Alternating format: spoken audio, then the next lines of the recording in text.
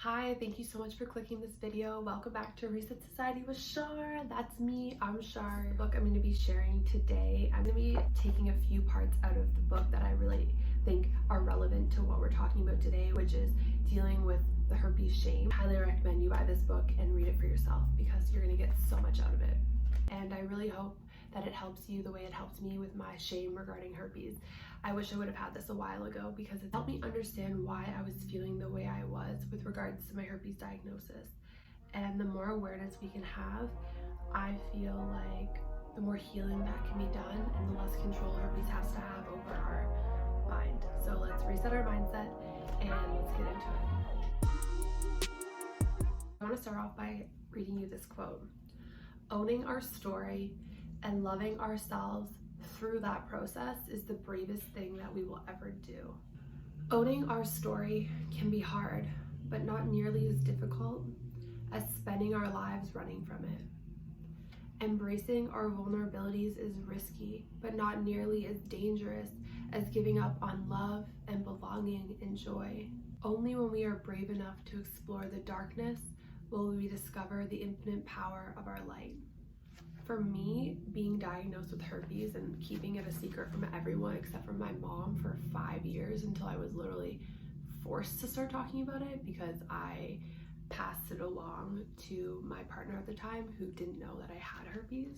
Herpes really made me go into the darkness, and I had to start figuring out my daddy issues, my traumas. I think for me, herpes was just the tip of the iceberg.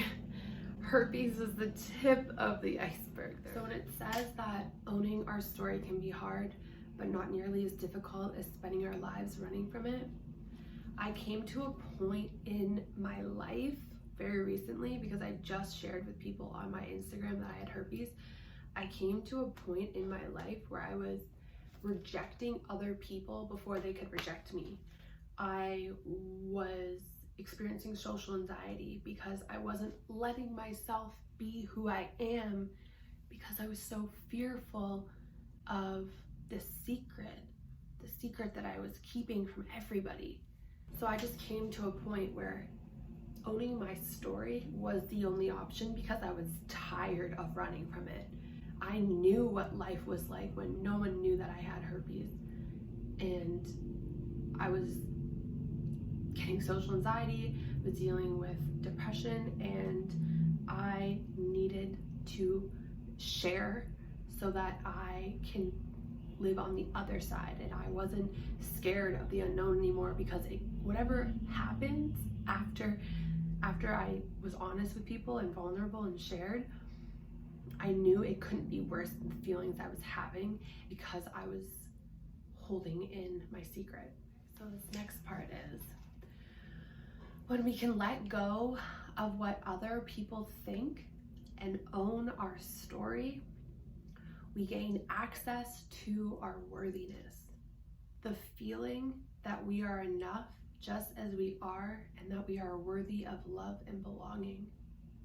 When we spend a lifetime trying to distance ourselves from the parts of our lives that don't fit with who we think we're supposed to be, we stand outside of our story and hustle for our worthiness by constantly performing, perfecting, pleasing, and proving.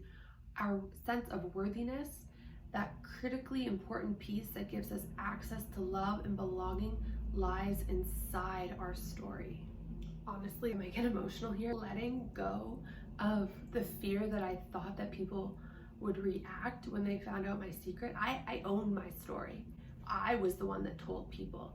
I owned it, and I've never felt more free, to be honest. I've never felt more just able to be myself, and because it's not a secret anymore. And although obviously not every human knows, I feel free. I feel free. And that's what I want for everybody that feels trapped by their diagnosis. That's what I really want for everybody. And it comes down to not giving up what other people think. Most people you're not gonna end up sleeping with anyways, so why the heck would they care? And this also talks about the blueprint. We each have a blueprint that we hold for our lives. And this blueprint is maybe what we should look like, what we should talk like, what we should do with our lives, how we should spend our time, etc. And I might be generalizing here, but I would say majority of people never included herpes in their blueprint of what they want for their lives. You know, you might think, I'll move to Toronto one day, or I'll maybe get married one day, maybe I'll have kids one day, but no one thinks like, maybe I'll have herpes one day. And I think that this is where so many people struggle with their diagnosis, because it's not something they wanted for their life, and they automatically just like put up resistance to it. They spend more time trying to perfect who they are or please other people, instead of just owning this part of their life now. So now we're going to talk about belonging. Belonging is the innate human desire to be a part of something larger than us. Because this yearning is so primal, we often try to acquire it by fitting in and by seeking approval, which are not only hollow substitutes for belonging, but often barriers to it. Because true belonging only happens when we present our authentic, imperfect selves to the world. Our sense of belonging can never be greater than our level of self-acceptance. Like, come on. As humans, we have to be aware that we're always trying to fit in, and we are seeking approval. And this goes back to when we were in caveman era, or we were part of tribes, because we never wanted to be the outcast. Because if we were the outcast, there's a good chance we might get eaten by an animal. There's a good chance something bad would happen to us. There's a good chance if we weren't a part of a larger group, we would die. But that's not how it is anymore. But our brains are still operating in that way. And that is something we need to be aware of. We need to be aware of that, yes, I want to fit in. Yes, I want to be approved. And just because I have herpes doesn't mean that means I'm not going to be accepted. True belonging only happens when we present our authentic, imperfect selves. I am imperfect. Take me as I am, or don't, but either way, I feel good about myself. And we're all imperfect at the end of the day. So next I'm going to share this. If we want to live and love with our whole hearts, and if we want to engage with the world from a place of worthiness, we have to talk about the things that get in the way, especially shame, fear, and vulnerability. I feel like now more than ever, I feel like people are being vulnerable and they're sharing their stories, and that's amazing, and people are letting go of their fear.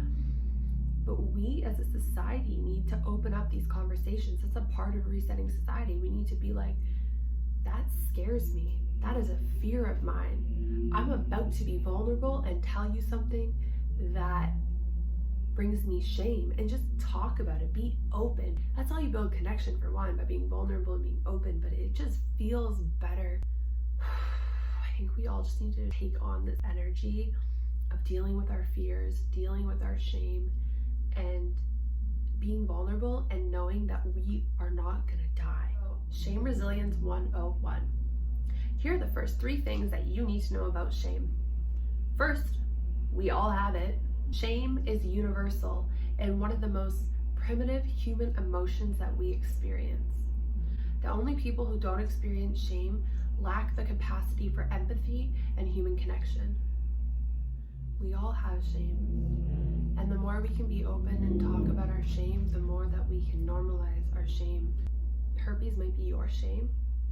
Maybe there's other things too, but we all hold shame. A person that walks by you on the street, your mom, your dad, your brother, your sister, your aunt, your uncle, everybody is holding their own shame, but nobody feels like they can talk about it.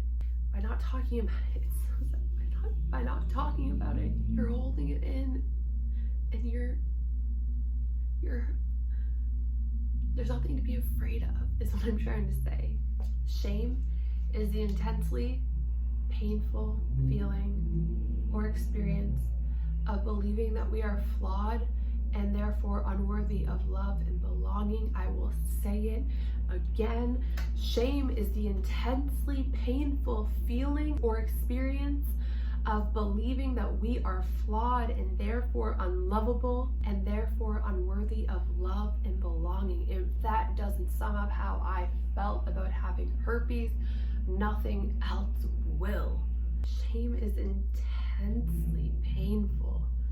It's a belief that we're carrying around, that because we have herpes, that makes us flawed and therefore we are unworthy of love and belonging. It's not true though. That's not true. And the more people that can talk about herpes and the more people who can normalize herpes, the more people that can share their stories, and not just about herpes, about so many other things, people need to know that they are not alone. And just because you're feeling shame, that doesn't mean you're unworthy of love. That doesn't mean you're unworthy of belonging.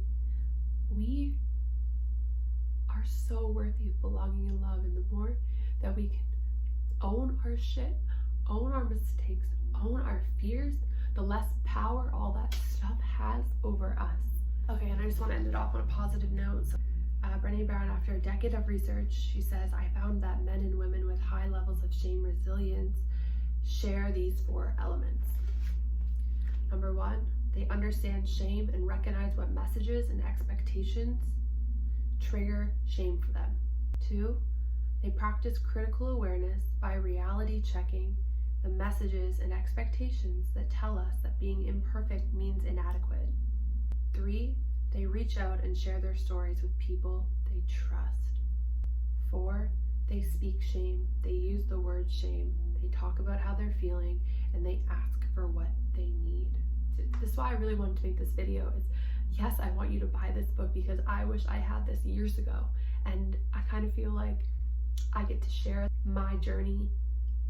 Like, I've gone through this for 10 years. Here's what I wish I would have known back then that I just found out now. I think it's really important that we reiterate that being imperfect doesn't mean you're inadequate. Being imperfect means that you're human, having a human experience in Earth School. I will say it again. Being imperfect means that you are human form, having a human experience in Earth School. Things are going to happen in our lives that we never saw coming, that we never wished for ourselves, that we never planned for. It's so interesting getting diagnosed with herpes because I really do believe it's like the tip of the iceberg for most people. I feel blessed that I have it. I think it happens for a reason. I'm not going to say I wish I didn't have it because 10 years of my journey has been trying to figure out this whole herpes thing. I'm so thankful that I have other people to share this journey with, and if you're struggling, just know you're not alone. Just know I've been through it too. Don't beat yourself up too much. Reach out to the people that you can trust and take care of yourself. Okay, that's all for today. I really hope you got something out of today's video. I'm again really hoping that you go and pick up this book for yourself. It's not even a long read, you guys. Subscribe if you haven't, like this video if you did, comment down below, add me on Instagram at SharonCharlotte_. Sending you love and light. Take care of yourself.